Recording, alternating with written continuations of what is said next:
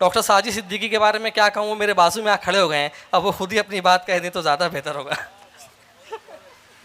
अस्सलाम वालेकुम, ओम शांति, नमस्ते।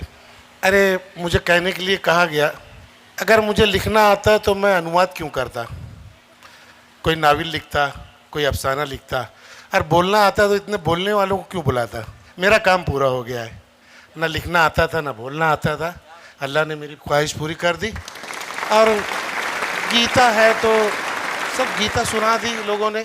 एक श्लोक जो दीदी ने कहा था अभी कि मत परतरम न अन्यत किंचन स्थित धनंजया, कि मुझसे आला, मुझसे बड़ा कोई खुदा इस दुनिया में नहीं है, दूसरा कोई नहीं है, नहीं है। यही है ला इलाहा इल्लल्लाह, यही तालीम है गीता की।